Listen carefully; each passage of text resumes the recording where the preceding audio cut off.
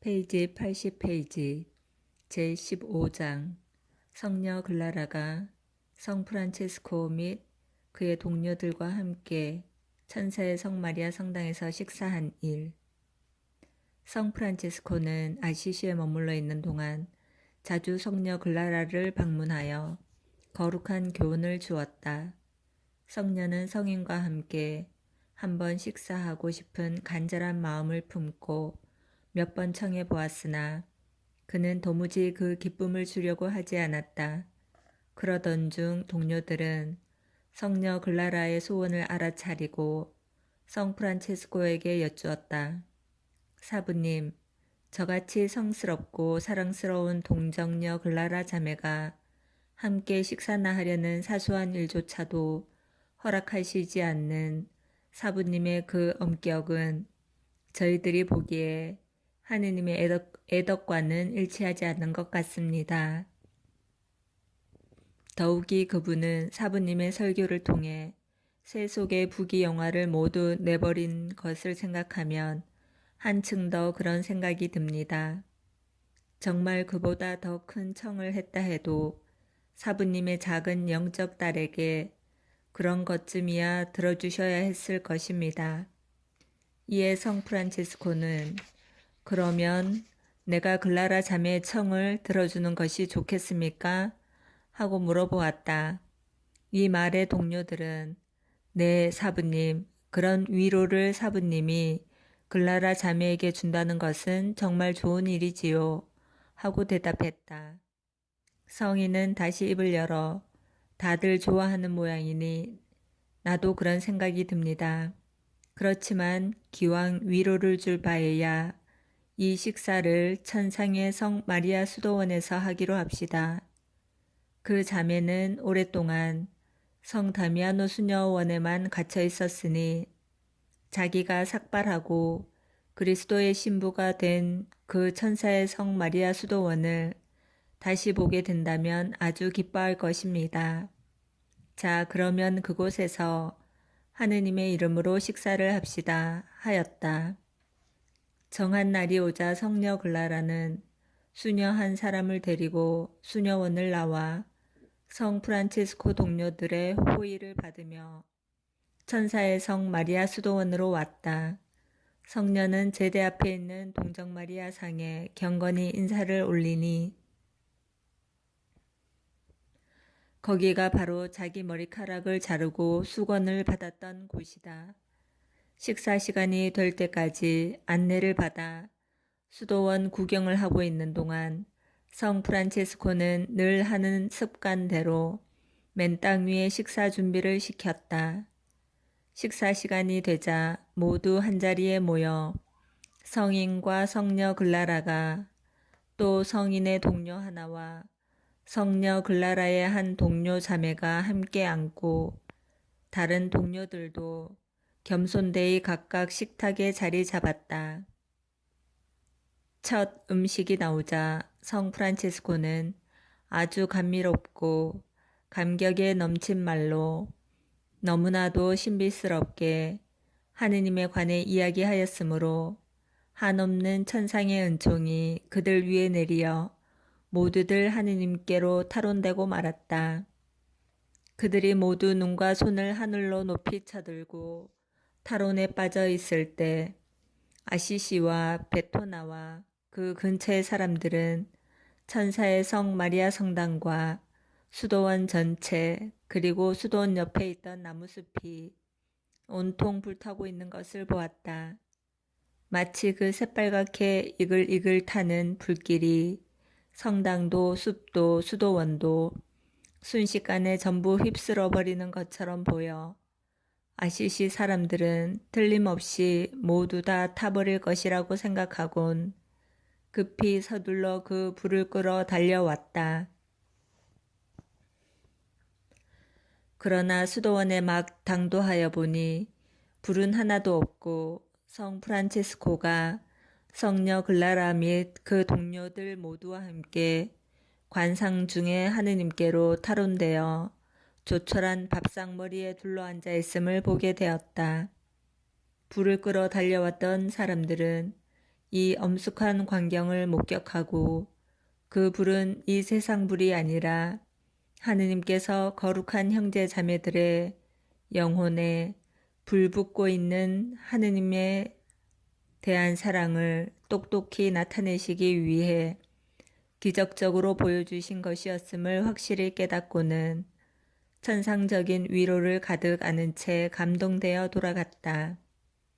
한참 후에 성 프란체스코, 성녀 글라라, 그 밖의 사람들은 제정신으로 다시 돌아왔다. 영적 양식으로 이미 힘을 얻은 그들은 그곳에 차려놓은 육신의 음식은 거의 먹지 않았다.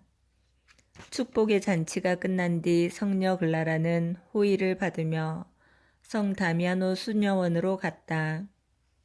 돌아오는 자매들을 보자 수녀원에 남아있던 자매들은 크게 기뻐했다. 왜냐하면 성 프란체스코가 이전에도 글라라의 동생 아네스를 피렌체의 폰티첼리 수도원의 원장으로 보낸 것처럼 성녀 글라라도 다른 수도원을 지도하게 될까 하여 무척 염려하고 있었기 때문이다. 성 프란치스코는 때때로 성녀 글라라에게 필요한 경우에는 내가 자매를 다른 수도원에 보낼지도 모르니 그리 알고 있으시오 하고 말한 적이 있었다. 성녀 글라라는 거룩하게 순종하는 딸이었으므로 사부님, 저는 언제든지 괜찮습니다. 사부님께서 가라고 하는 곳이면 어디든지 가겠습니다고 대답하곤 했기 때문에 자매들은 다시 성녀를 자기들 가운데 모시게 된 것을 매우 기뻐하였던 것이다. 성녀 글라라는 그 후부터 큰 위로를 받으며 살았다. 그리스도께 찬미. 아멘. 제16장 성녀 글라라와 실베스텔 형제가 성 프란체스코께 설교로서 세상 사람들을 회개시켜야 한다고 조언한 일. 제3회 제속회의 시작과 새들에게 설교하고 제비들에게 조용히 해주도록 명한 이야기. 그리스도의 겸손한 종 성 프란체스코는 회개한 지 얼마 안 되어 벌써 많은 동료들을 모아 형제회에 받아들였으나 자기는 기도에만 열중할까, 그렇지 않으면 가끔 세속에 나가 설교도 해야 할지를 결정짓지 못하여 매우 고심했다. 이 갈림길에 선 성인은 하느님의 성의를 알고 싶어 하였지만 마음속에 깃들인 겸손 때문에 자신이 결정하거나 또는 자기가 직접 기도하여 알아보려고 하지 않고 다른 사람의 기도 속에서 하느님의 뜻을 찾아보려고 하였다. 그래서 마세오 형제를 불러 글라라 자매에게 가서 내가 설교하러 나가는 것과 기도에만 전심하는 것 중 어느 편이 더 좋은가를 하느님께서 가르쳐 주시도록 가장 훌륭한 동료 자매와 같이 정성껏 기도해 달라는 말을 내 이름으로 전달해 주시오. 또 실베스텔 형제에게 찾아가서도 그같이 이르시오 하고 보냈다. 이 실베스텔 형제는 세속에 있을 때 성 프란치스코의 입으로부터 하늘만큼 높고 지구만큼 넓은 황금 십자가가 튀어나오는 것을 본 사람이다. 그는 매우 믿음이 깊고 성덕이 높아 그가 청하는 것마다 하느님이 다 들어주셨으며 또 여러 번 하느님과 이야기한 일이 있는 그러한 사람이므로 성 프란체스코는 남달리 그에게 신뢰심을 가지고 있었던 것이다. 마세오 형제는 부탁받은 대로 먼저 성녀 글라라에게 달려가 말하고 다음에 실베스텔 형제에게 가서 성 프란체스코의 뜻을 전달했다. 그러자 그 형제는 곧 엎드려서 기도하였다. 기도 중에 하느님으로부터 응답을 받고 마세오 형제에게 돌아와 다음과 같이 말했다. 내가 지금 말하는 것이 곧 하느님께서 말씀하신 것이니 그대로 프란체스코 형제에게 가 전하시오. 하느님께서 그분을 지금의 신분으로 부르신 것은 그 자신만을 위한 것이 아니라 그분을 통하여 많은 사람들을 구원코자 하심입니다. 마세오 형제는 실베스텔 형제의 회답을 가지고 성녀 글라라에게 가서 하느님께 계시받은 것이 있느냐고 묻자 성녀는 자기와 그 동료 자매들이 다 함께 실베스텔 형제가 받은 것과 똑같은 회답을 받았다고 대답하였다. 이와 같이 하여 마세오 형제가 다시 성 프란체스코 앞으로 돌아오니 성인은 그를 큰 사랑으로 매우 정중히 맞아들여 발을 씻기고 식사를 차려내었다. 마세오 형제가 식사를 다 마치자 숲속으로 그를 불러 성 프란체스코는 그 앞에 무릎을 꿇고 모자를 벗은 다음 십자가 모양으로 두 팔을 가슴에 얹고 주 예수 그리스도께서 내게 무엇라고 명하셨습니까? 하고 물었다. 마세오 형제는 대답하기를 그리스도께서 실베스텔 형제와 글라라 자매와 그 동료 자매에게 대답하시고 계시해 주셨습니다. 그리스도의 뜻은 사부님이 세상에 나가 널리 설교하는 것입니다. 그분께서 사부님을 뽑으신 것은 사부님 한 사람만을 위한 것이 아니라 동시에 다른 이들의 구원을 위한 것이기도 한 것이기 때문입니다. 하였다. 성 프란치스코는 이 회답을 듣고 그리스도의 뜻을 알게 되자 큰 열정에 북받쳐 벌떡 일어서서 자, 주님의 이름으로 모두 나갑시다 하고 말하며 거룩한 두 형제 마세오와 안젤로를 동반하고 길을 떠났다. 그는 마음속에 끓어오르는 열렬한 충동에 못 이겨 산길, 밭길 가리지 않고 무작정 걸었다. 마침내 간나리오라는 동네에 이르게 된 성 프란체스코는 설교하기 시작했는데 제비떼가 시끄럽게 지저귀며 날아다니므로 우선 제비떼를 향하여 설교가 끝날 때까지 조용히 해달라고 말하니 제비들은 그 말에 순종하여 아무 소리 없이 날아다니기만 했다. 그러자 성인은 거기서 어찌나 열렬히 설교를 했는지 그 마을 남녀들은 모두 다 성인을 따르고 싶어 마을을 박차고 성인을 따라 나서려고 야단들이었다.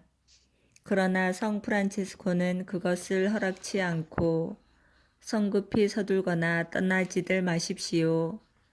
여러분의 영혼을 구원하기 위하여 무엇을 하면 좋을지 알려드리겠습니다. 하고 그들을 진정시키며 말하였다. 성인은 이때부터 세계 모든 사람의 구원을 위해 제3회를 창립하려고 계획했다. 성인은 그 사람들을 깊이 위로하고 회개할 마음을 준비시켜 준 후에 이곳을 떠나 간나리오와 베바뇨 중간 지점에 도착했다.